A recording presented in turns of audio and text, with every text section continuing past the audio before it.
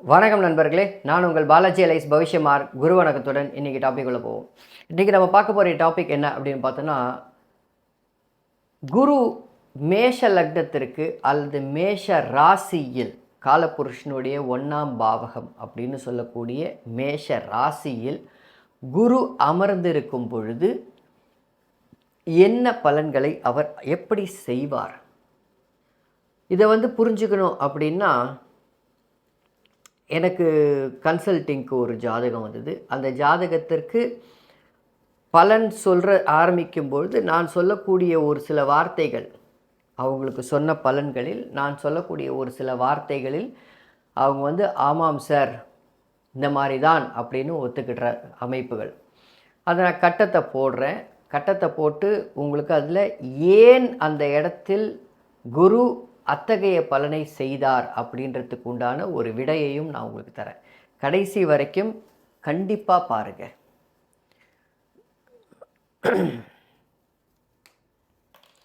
So கட்டம் இதோ.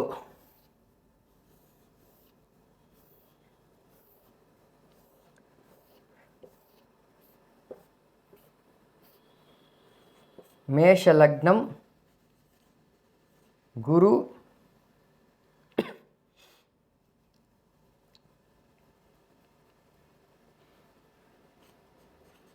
14 டிகிரியில் இருக்கார். சுக்கிரன், கேது, சனி, செவ்வாய், சந்திரன், ராகு, புதன், சூரியன். ராகு 28 டிகிரியில் இருப்பார். ஓகே, ஜாதகருடைய பிறந்த அடிப்படை விவரம் 12/4/1988 காலையில் 7 மணிக்கு தர்மபுரியில் பிறந்த ஜாதகர். ஜாதகி ஒரு பெண் அப்படின்றத ஞாபகம் வச்சுக்கோங்க. இப்போது இந்த ஜாதகம் வருது. இந்த ஜாதகம் பொதுவான ஒரு சில அடிப்படையில் இந்த ஜாதகத்தை பார்த்தாலே நமக்கு பார்த்த உடனேயே ஒரு சில பலன் கூறும் அமைப்பு என்ன அப்படின்னா, ஆஹா, யோக ஜாதகம். எவ்வாறு யோக ஜாதகம்? ஒரே சமயத்து குரு பாருங்க, குருவும் சுக்கிரனும் கலக்கவில்லை. நம்பர் 1. நம்பர் 2, குரு லக்னத்தில் அமர்ந்து 5, 9ஆம் பாவகத்தை பார்க்குது. நம்பர் 3, குரு குறிப்பாக சனியை பார்க்கிறது. ஏன்னா தொழில்காரகன் இல்லையா, சனியை பார்க்குது. நம்பர் 4, லக்னாதிபதி உச்சம். நம்பர் 5, உபசயஸ்தானம்னு சொல்லக்கூடிய 11ஆம் வீட்டில் ராகு அமர்ந்து இருக்கக்கூடிய அமைப்பு.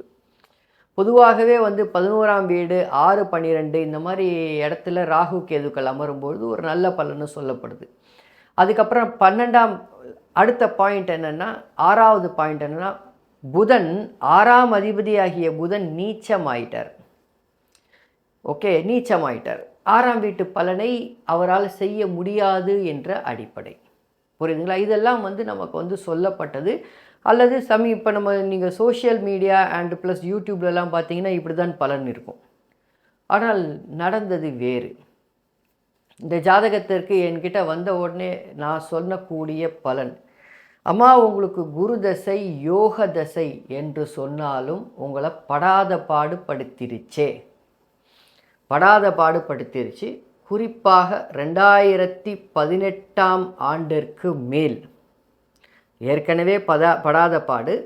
2018ஆம் ஆண்டுக்கு மேல், அதாவது குரு தசை சுக்கிர புக்தி காலத்திலிருந்து கடுமையான துன்பம். இன்னும் குறிப்பாகவே சொல்கிறேன், உங்கள் கணவர் ஒரு பெண்ணினால் உங்கள் குடும்பத்தில் பிரச்சனைன்னு இப்படியே தான் சொன்னேன். உங்கள் கணவர்னு சொல்ல, ஒரு பெண்ணினால் உங்கள் குடும்பத்தில் பிரச்சனை அப்படின்றத நான் சொன்னேன். அவங்க சொன்ன பதில், சார் நான் இது வரைக்கும் கிட்டத்தட்ட ஒரு 2-3 அஸ்ட்ராலஜர்ஸ் கிட்ட பார்த்துட்டேன்.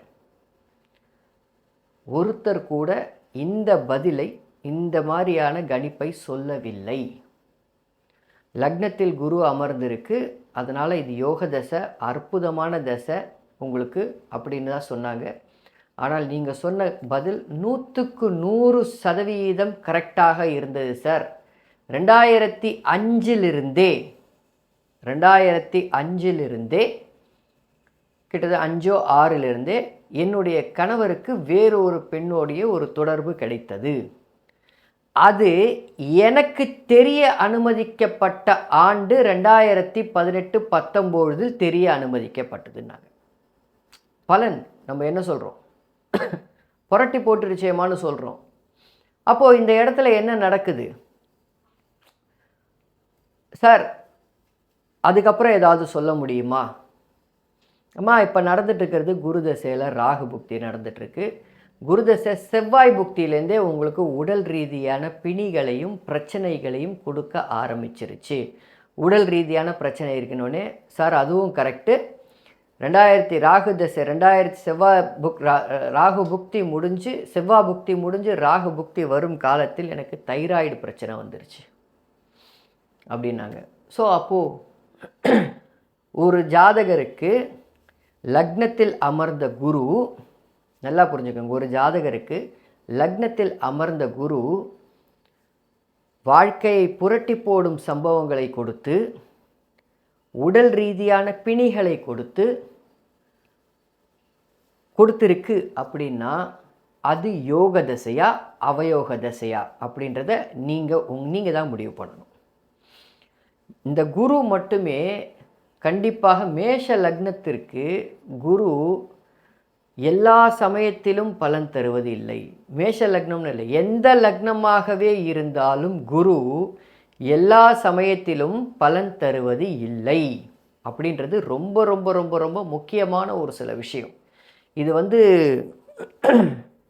மிக மிக நுணுக்கமாக கணிக்க வேண்டிய ஒரு விஷயம். குருவை மட்டும் கொடுக்குறாப்புல கொடுத்துட்டு கடைசியில் உருவிட்டு போயிடுவார். சில சமயத்தில் தசை ஆரம்பிக்கும் போது நல்லா கொடுப்பார், தசை முடியும் போது உருவிட்டு போயிடுவார். அதே சமயத்தில் ஒரு சில சமயத்தில் தசை ஆரம்பித்ததுலேருந்தே போட்டு அடிப்பார். இந்த ஜாதகம் மாதிரி. சரி, எதனால் இந்த பலனை நான் சொன்னேன் அதையும் உங்களுக்கு பதில் கொடுத்துட்றேன். சாரம் என்பது எவ்வளவு முக்கியம் என்பதை உணர்த்துவதற்காகவே இந்த ஜாதகம். உதாரணத்திற்கு இந்த இடத்துல குரு 14 டிகிரியில் பரணி நட்சத்திரம் 1ஆம் பாவத்தில் இருப்பார், அதாவது சுக்கிரனுடைய சாரத்தில். அதாவது இங்கே என்ன ஒரு சில தவறான எண்ணங்கள் நம் மனதுக்குள்ள ஊடுருவி இருக்குது அப்படின்னா, சில சமயத்தில் குரு, நல்லா புரிஞ்சுக்கோங்க, குரு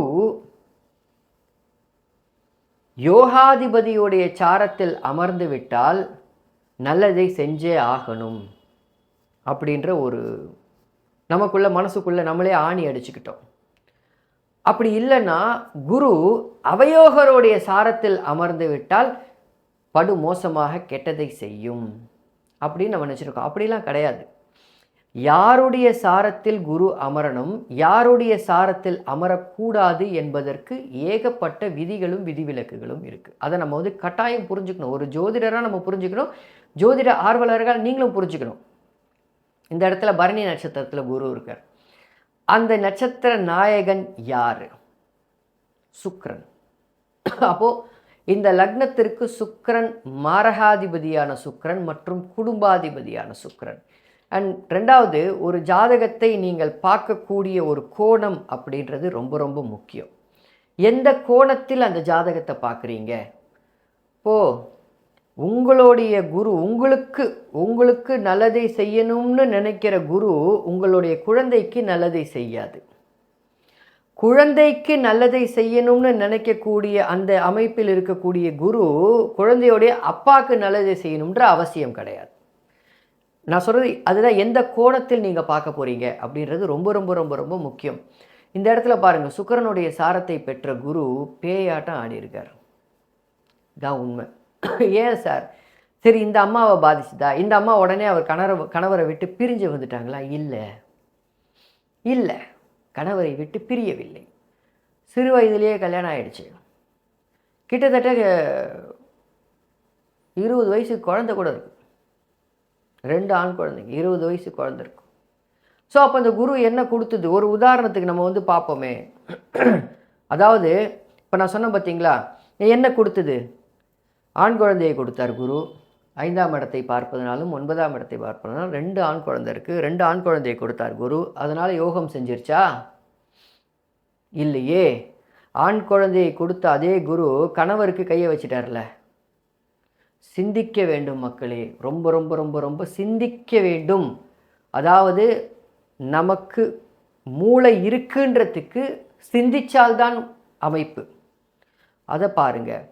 சில சமயத்தில் வந்து இது இன்னொரு ஒரு உதாரணம் கொடுத்துட்றேன், ஒரு சின்ன உதாரணமும் கொடுத்துட்றேன். ஒருவேளை கும்ப லக்னம்னு வச்சுக்கோங்க, இதே அமைப்புன்னு வச்சுக்கோங்க, எக்ஸாக்டாக இதே அமைப்பு அப்படியே இந்த இடத்துல கும்ப லக்னம்னு போட்டுக்கோங்க. லக்னத்தில் ராகு, லக்னத்திற்கு 3ஆம் இடத்துல குரு, சுக்கிரனுடைய சாரத்தில் இருக்குது. இந்த இடத்தில் குரு என்ன செய்வார்? ஏன்னா இப்போ இது வந்து அவயோகருடைய சாரம், லக்ன மாரகாதிபதியுடைய சாரம் அப்படின்னு நம்ம பார்த்துட்டோம். இப்போ பார்த்தீங்கன்னா ராசிக்கும் குரு விரையாதிபதி. நல்லா நோட் பண்ணணும். லக்னம் ராசி, லக்னம் ராசின்னு கொஞ்சம் மாற்றி மாற்றி பார்க்கணும். ராசிக்கும் குரு விரையாதிபதியாக இருக்கக்கூடிய ஒரு காரணமும் இதுக்கு காரணம், அதை புரிஞ்சுக்கணும். சரி, இப்போ இது அப்படியே கும்ப லக்னம்னு மாற்றுங்க. கும்ப லக்னத்திற்கு இதே குரு 3இல், லக்னத்திற்கு 3இல் சுக்கிரனுடைய சாரம், அதாவது கும்ப லக்னத்திற்கு யோகாதிபதியுடைய சாரம். கும்ப லக்னம்னு கூட வேணாம், ஒன்று கும்பம் போட்டுக்கங்க, இல்லை மகரம் போட்டுக்கங்க. எதுக்காக சொல்கிறேன்னா சுக்கிரனுடைய சாரம் யோகாதிபதியுடைய சாரம் அப்படின்றதுக்காக சொல்கிறேன். சாரத்தை போட்டுக்கங்க. இந்த குரு ஒன்று கும்பம் இல்லை மகரமாக இருந்தால் மொத்த சொத்தையும் உருவாமல் விட மாட்டார். இதான் உண்மை. வீடு வாகனம், மகரமாக இருந்தால் வீடு வாகனம் எல்லாத்தையும் உருவிடுவார், கொடுக்கவே மாட்டார், எல்லாத்தையும் உருவிடுவார். கும்பமாக இருந்தது அப்படின்னா பூர்வீக சொத்து, தகப்பன் வழியாக வரக்கூடிய சொத்து, பூர்வீக சொத்து, மனைவி வழியாக வரக்கூடிய சொத்து எல்லாத்தையும் உருவிடுவார். தந்தையுடைய சொத்து ஐயோ போட்டு ஒரு வழி பண்ணிடுவார். ஏன்? அதான் ஜோசியம். இது யோகாதிபதியுடைய சாரத்தில் இருந்ததனால் யோகத்தை தான் செய்யணுன்ற அவசியம் இல்லை.